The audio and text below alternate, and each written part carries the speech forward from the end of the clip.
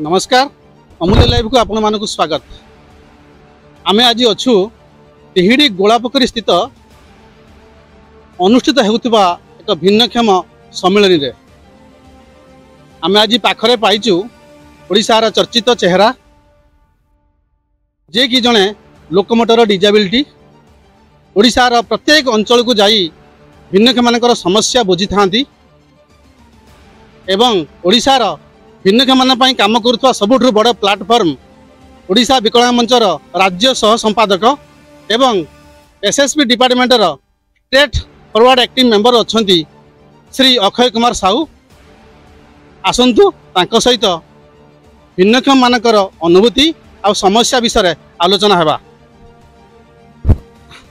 अक्षय बाबू अमूल्य लाइव को आपको स्वागत। नमस्कार धन्यवाद देवी अमूल्य न्यूज को आज से आमको गोटे बड़ सुजोग देइछंती से अशेष धन्यवाद अमूल्य न्यूज को। अक्षय बाबू आज दिन में भिन्नक्षम एसएस डिपार्टमेंट है जिला ब्लॉक लेवल डीएसएसओ सेक्शन अच्छी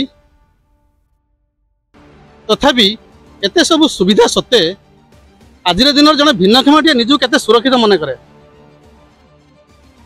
बहुत भल प्रश्न टे पचारे विभाग खोलीगले हम नहीं अनेक योजना आमर कह गले गोटे कथार अनेक योजना हेल्ले कौन हम योजना प्रकृत में ग्राउंड रे तार कार्यकारी हो पार नहीं मो मतरे मुझे मोर अभिज्ञतार जो प्रश्न आप पचारे मुझे आजिका दिन में भिन्नक्षम लोक मैंने से सुरक्षित नुहति तार कारण हूँ राज्य स्तर जो विभाग मान अच्छा राज्य स्तरीय विभागीय अधिकारी माने भिन्नक्षम जी अभिज्ञ अच्छा सचेतन अच्छा से सचेतन ब्लॉक स्तर रे ग्राउंड स्तर थिबा अधिकारी माने नहांती जो दिन यही माने से सचेतन हेबे ताहले मु भाबुची भिन्नक्षम माने सुरक्षित हेबे कारण तार ज्वलंत उदाहरण मु गोटे देवी आजिका डेट रे अनेक भिन्नक्षम लोक पाखरे गोटे यूडीआईडी कार्ड नाही आज आमे आजादी अमृत महोत्सव पालन करुतला बेले मोर भिन्नक्षमता जो अधिकार जो आईन अच्छी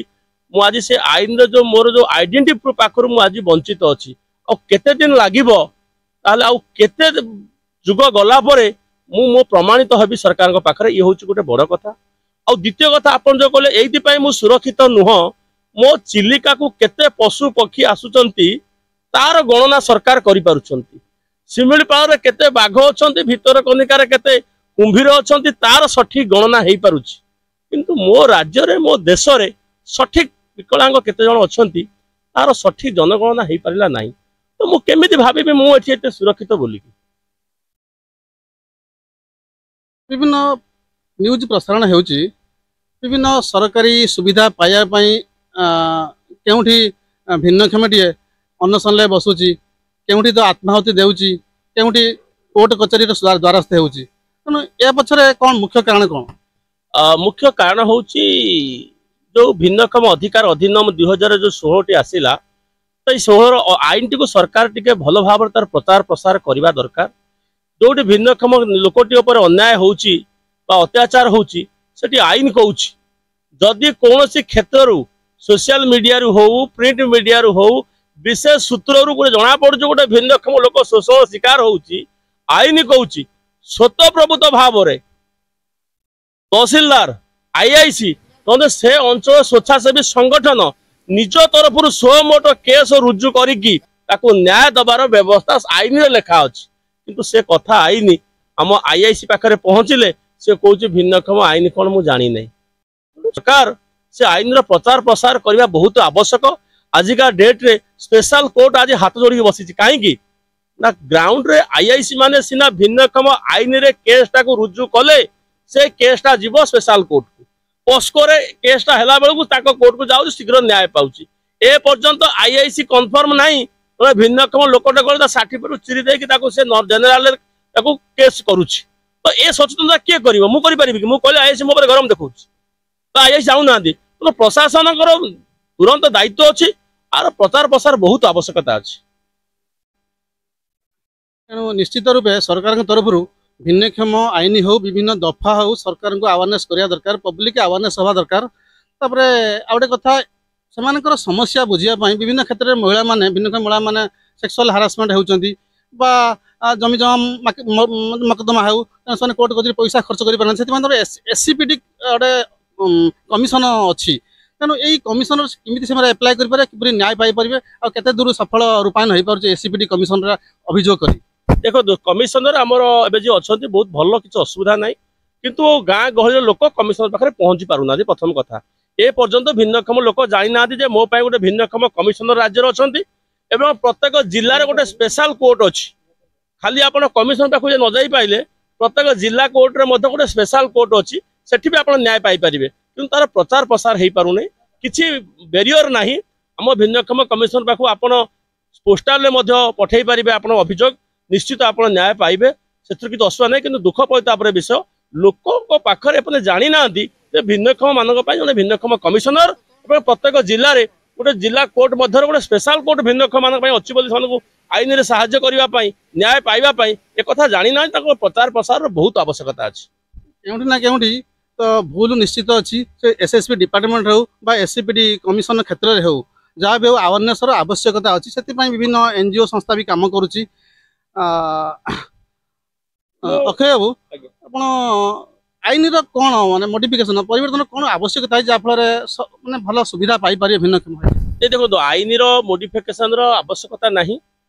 ଆଇନ ଯୋଉ ଆସିଛି 2016 ଭିନ୍ନକ୍ଷମ ଅଧିନିୟମ 2016 ବହୁତ ସୁନ୍ଦର ଆଇନ ଆସିଛି। ଆଉ ମତେ ଯଦି ବ୍ୟକ୍ତିଗତ ପଚରାଯାଏ ମୁଁ କହିବି ସେ ଆଇନର ଗୋଟିଏ ମୋଡିଫିକେସନ ହେବା ଦରକାର, ପଲିଟିକାଲ ରିଜର୍ଭେସନ ରହିବା ଦରକାର। ସେଥିରେ ଖାଲି ଅଛି ପଲିଟିକାଲି 100% ପାର୍ଟିସିପେସନ। ମୁଁ ଖାଲି ଭୋଟ ଦେଲେ ହବ ନାହିଁ, ଭୋଟର ସାମ୍ବିଧାନିକ ତ ସମସ୍ତେ ଭୋଟ ଆମେ ଦବା, ମୁଁ ବିରୋଧ କରୁନାହିଁ, ସବୁ ଭିନ୍ନକ୍ଷମ ଭୋଟ ଦିଅନ୍ତୁ। କିନ୍ତୁ ତା ଭିତରେ ରହିବା ଦରକାର ଯେ ରିଜର୍ଭେସନ ଯେମିତି ମହିଳା ମାନଙ୍କର ରହୁଛି, SC ST ମାନଙ୍କର ରହୁଛି, ସେମିତି ଭିନ୍ନକ୍ଷମ ମାନଙ୍କର ଗୋଟେ କୋଟା ଯଦି ରୁହନ୍ତା, ରିଜର୍ଭ ଯଦି ରହିବ ତାହେଲେ କିଛି ହେଇପାରିବ।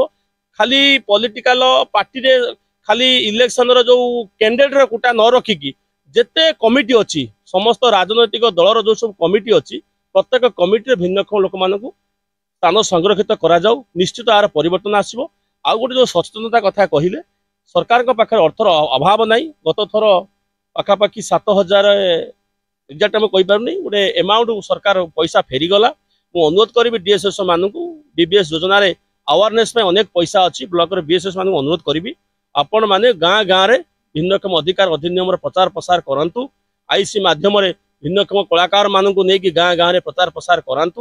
ତେଣୁ ବିଭାଗର ପଇସାର ଅଭାବ ନାହିଁ। ଦୁଃଖ ପରିତାପର ବିଷୟ, ପଇସା ପ୍ରତିବର୍ଷ ଫେରି ଯାଉଛି, ତ ସେ ପଇସାକୁ କାମରେ ଲଗାନ୍ତୁ ଏବଂ ସଚେତନ କରାନ୍ତୁ।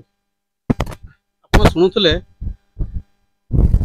ଚାକିରି କ୍ଷେତ୍ରରେ 4% ଭିନ୍ନକ୍ଷମ ପାଇଁ ରିଜର୍ଭେସନ ଅଛି ଏବଂ ଅନ୍ୟାନ୍ୟ ସରକାରୀ ସୁବିଧା କ୍ଷେତ୍ରରେ 5% ରିଜର୍ଭେସନ ଅଛି। ତେଣୁ ଏସବୁ ଠିକ୍ ପରସେଣ୍ଟେଜ ଭିନ୍ନକ୍ଷମ ଯେଉଁ ପରସେଣ୍ଟେଜ ଅଛି ଫୁଲଫିଲ୍ ହେଉନାହିଁ। ତେଣୁ ଏହାର ସଚେତନତା ଆବଶ୍ୟକତା ଅଛି। ତେଣୁ ଅମୂଲ୍ୟ ଚ୍ୟାନେଲ ମାଧ୍ୟମରେ ମୁଁ ସରକାରଙ୍କୁ ଅନୁରୋଧ କରିବି, ତେଣୁ ପ୍ରତ୍ୟେକ ରିଜର୍ଭେସନ କୋଟା ଯେଉଁ ଭିନ୍ନକ୍ଷମ ଅଛି ତାକୁ ଫୁଲଫିଲ୍ କରିବା ପାଇଁ ମୁଁ ଅନୁରୋଧ କରୁଛି। ଭଦ୍ରକ ଟିହିଡ଼ିରୁ ଅମୂଲ୍ୟ କୁମାର ମାଝୀଙ୍କ ରିପୋର୍ଟ, ଅମୂଲ୍ୟ ଲାଇଭ୍।